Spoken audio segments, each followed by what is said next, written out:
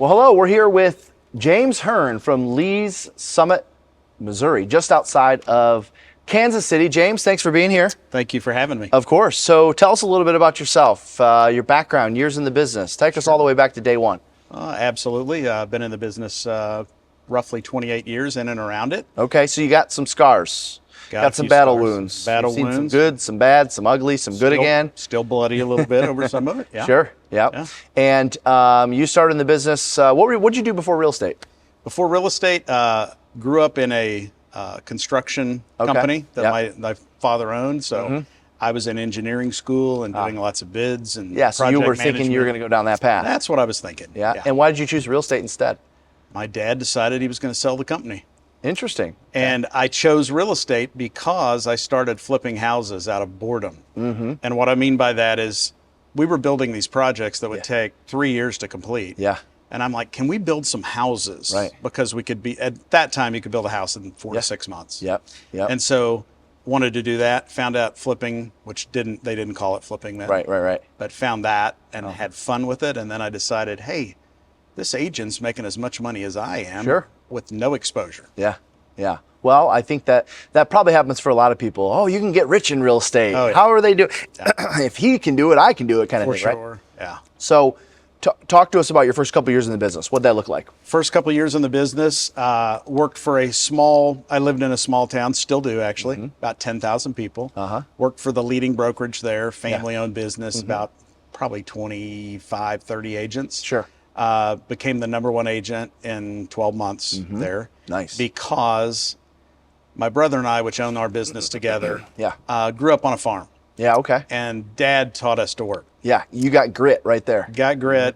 I was literally at the office at 6 o'clock in the morning every single day. Probably the first one to make a pot of coffee, if I had to guess. For sure. Those were the days when, you and I have talked about this before, but no cell phones. Oh, yeah. Right. So they did call the office. So you were there answering questions early in the morning. And the only other person there was the owner of the brokerage. Yeah. So common today. Yeah.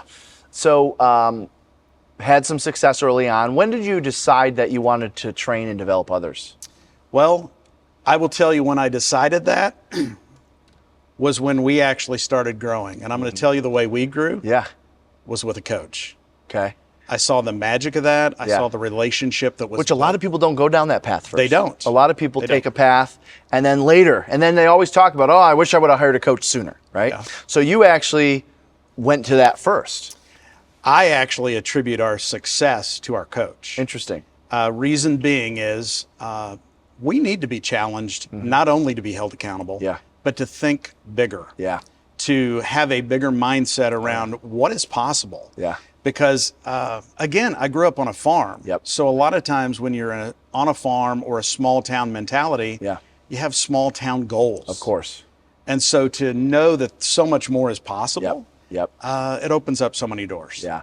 That's so true with the mindset of small towns. And, we see it in all parts of the country. People who grow up differently, their mind is either expanded or contracted. Absolutely. Depending on how they grew up. And it isn't until you get into environments like these to where, people actually see there's another way to do it or another side. And sometimes it's their first exposure to it. Yeah, 100%. So you got a coach and then you did what? You started... Got a coach, started implementing what we were being taught, trained, and coached over. Yeah. And then started seeing the results. I literally, when Michael and I kind of decided we were going to be a team. Yeah. We literally thought it would be he and I, and that's what it would be forever. Sure. Just he and I. We had no idea what was possible. Yeah. And so being able to, we thought 100 deals was a lot. Yeah. That we thought that and would back be then it was. It was. There wasn't a lot of agents doing 100 deals a year. No, there were not. They were not. And so your team has grown, and you are responsible for what? What is your role with the team?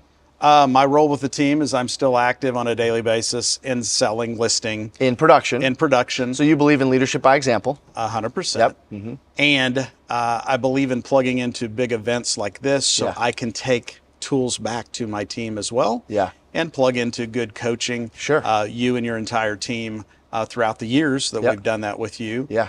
Because it adds value as a team member, but it makes growth possible. Yeah. Right. Well, and it's just one more checkbox for why they're affiliated with you versus somebody else who's not going and spending time That's right. learning and growing and expanding their mind. Right. And someone said it today.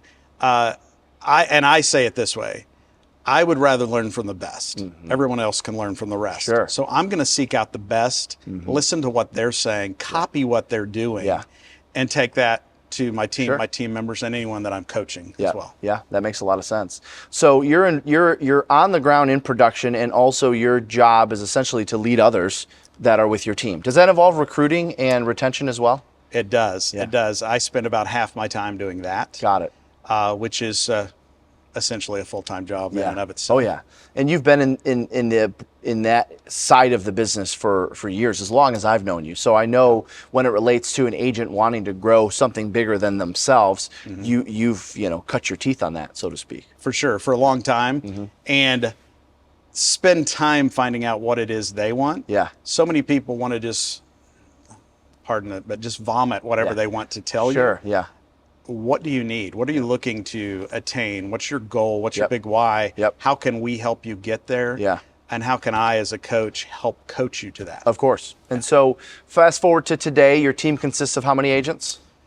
Team consists of about 20 agents. About 20 agents. And what was the production last year? What will it be this year? $100 million. We are up in the ante, and 100 and a quarter is where we should. 125 million in volume. Yep, that's a good number. And that's a lot to manage. Who manages the operations side of the business? And have an entire success team that handles that. So understand leverage. Hired all of those people. So understand the hiring process. Yeah, you know where to start. And who to look for. And who to get rid of. Absolutely. Have made lots of mistakes in that. And have learned from them. Mistakes have no value unless you learn from them. 28, 29 years, you got a lot of them. We all do. We all do. So why should someone coach with you, James? Well, number one, I care about the people I'm in business with. And anyone that coaches with me, anyone that's a part of my world, is someone that I care about. It's very evident. We've known each other for a long time, but the first time I got to know you a little better is when you had us come do an advance for your team. And this was at a time where a lot of people were just, no, we're not going to spend money on an outside speaker. We'll just figure out our own thing. Well, you actually took the time to do your research, check our reviews, write a check to have us come in and pour into your team. And that not only shows them that you care, but that alone is a part of the retention process. It is. And we 100% believe that relationships are key to our business. And that means relationships with team members and clients. Not one or the other. Relationships with agents in the market, with co-ops. Absolutely. Awesome. Absolutely. Having that reputation helps when you've got more than one deal, more than one offer, more than whatever's going on. They trust you because they know who you are and that you mean what you say. Well, here's what I know. There's probably not a scenario that you haven't seen and that you couldn't help somebody through. So I think that anyone that coaches with you is going to be in good hands. I would hope so. All right. James Hern, everybody. Thank you.